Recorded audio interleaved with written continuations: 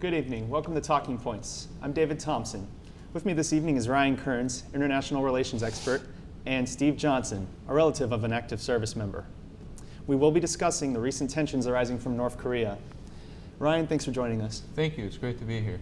And Jeff, I'm always glad to have you here. Welcome. Good to be here. All right. Ryan, so we can get our viewers up to speed, and you being an expert, can you please give us a brief history of North and South Korea and how we got to these recent events? Well, ever since about the end of the Korean War, there have been tensions on this peninsula, and it's definitely a very hair-trigger place. It's the most militarized border in the world is on the DMZ right now. So basically, North Korea, the way it wants to negotiate is to, lack of a better term, throw a temper tantrum from every now and again by doing something to provoke the outside world. And when the outside world will respond, they'll say, how do we get you from not doing that again? And North Korea will say, give us grain or give us oil or something to that effect. And throughout North Korea's history, really, there have been a lot of these incidents. In 1968, for example, they took the USS Pueblo, which was a very important ship that the U.S. had that was gathering intelligence, and obviously they stole all the secrets from that. And in 2006, for example, they tested a nuclear weapon. And this year in particular, there have been quite a few incidences. About a few months ago, they sunk the Shinun, which was a South Korean vessel that had about 46 sailors on it that were killed. It was a torpedo strike. Exactly, and North Korea obviously is strongly suspected, and that was a big provocation. And recently, North Korea launched an artillery salvo at South Korea that's killed a few people, and there's been a lot of flurry of international activity, people trying to figure out what to do about that now and where to go forward as usual. Okay, so this situation is anything but local as it may seem. Is there a lot of countries with an invested interest? Definitely. There's a recipe for a collapse. The people are starting to get a taste of the outside world as cell phones and DVD players are starting to be filtered in, and the leader is ill. So what are the possible ramifications of a war or collapse? It's almost like a doomsday scenario. If I can interject, listening to hear you talk, I have a cousin in the military right now, and it's legal. I think he's a little bit too young, but that's my opinion. Yes. What effect is this going to have on the guys that are active service members and their families that are over there and going to have to fight this war for the sake of powerful interest and us feeling the need that we have to police the world? Well, for one, I'd like to say I appreciate your cousin's service and what he is doing for our country, and I would say that, as he alluded to earlier, whether we have soldiers in that region or not, it's going to affect us because we have Marines stationed in Okinawa. Is that not exactly, and 28,000 soldiers in South Korea itself. But even if we pulled out from that region, it would still affect the global economy. We have huge trade with China. China would be definitely affected. South Korea, which is about the third or fourth largest economy in the world, I believe, would definitely be affected. Japan would be affected. Everyone would. So it would cost something like I have to have a tempered pacifism. I understand that. But what peaceful solutions can you foresee that are viable? I understand that. It would probably take. The best case scenario is if North Korea became something like China, which is if we open them up to the global economy and they were able to trade with more and more people, and basically like China happens, because in the 1960s a lot of people would think that China would not be able to be traded with because of Mao and his Cultural Revolution.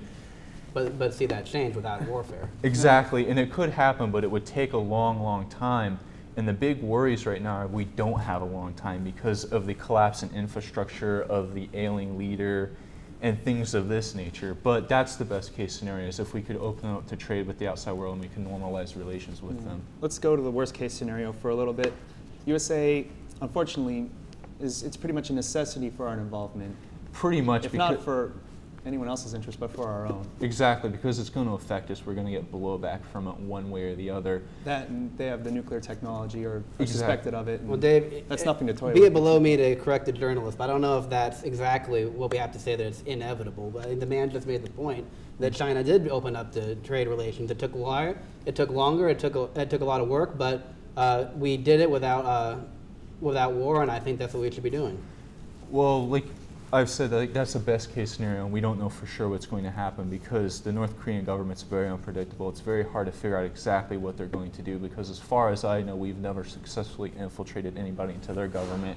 Whereas even with Iran, there's a lot of people suspect there have been spies in their government. So we don't really know what North Korea is doing or thinking. We can only speculate. But you mentioned a worst case scenario earlier, and this is kind of where you get into doomsday sort of thinking because North Korea does have something like 11,000 artillery tubes pointed at Seoul, which is the capital of South Korea. If not for nukes, it's still a terrible disaster. Exactly. And they have scores of chemical weapons and biological weapons. We don't even know what they have in that area, but they've definitely done research. So they could really put a hurting on South Korea. Plus, they have a secret service that is very effective and has committed several terrorist incidents over the years. So they could bomb Japan, for example. They could bomb South Korea with Well, they have failed at several attempts on their larger scale operations. Some they have, but for example, they wiped out a large portion of South Korea's cabinet in the 80s. That was one incident that they've done, and you're right, they could fail, but they could succeed too. So you have several incidents of that, and they have the most special forces in the world, for example. They have about 100,000 special forces soldiers, and over the decades, they've infiltrated them into South Korea. Now, they usually get discovered, but it's usually a pretty bloody firefight, and they don't surrender usually.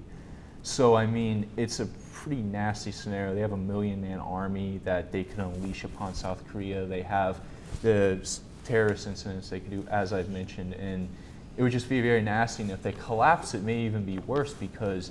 Can we dive into that a little more?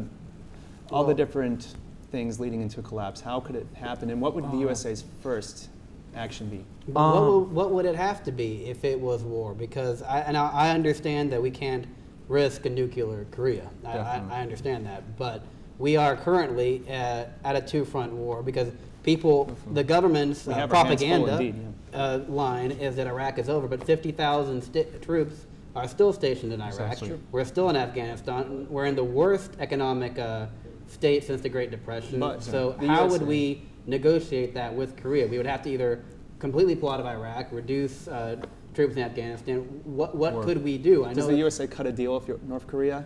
That's what we've been doing for 60-odd years roughly now, is whenever they do something like this, we cut a deal with them and give them some kind of, say, grain shipments or oil shipments or economic aid or something like that.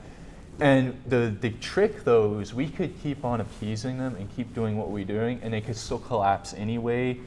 And North Korea's leadership knows that if they collapse, they're done for. They will not find it is very unlikely they'll find any country in the world that would give them safe haven. So they're thinking that, okay, I might as well use it while I have it, basically, with all the weapon systems. So they realize that if I'm going down, I'm going to take everyone with me. So, I mean, we could still keep appeasing them and doing what we're doing, and it could still turn out bad. Right. And gathering intelligence is anything but easy. Lucrative.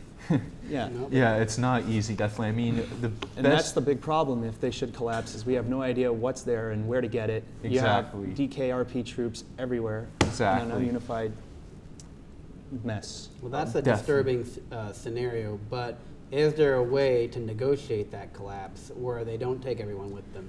Because like we said, I understand the interventionist perspective, but if we continue to just allow them to collapse, intervention, you're dealing with a crazy man. That's also something to take into consideration. That is true, and I understand that, Dave. But again, if we let it collapse, and we also can open up to markets, and we can also wait and just wait it out, because we are not in the position to be intervening at this time.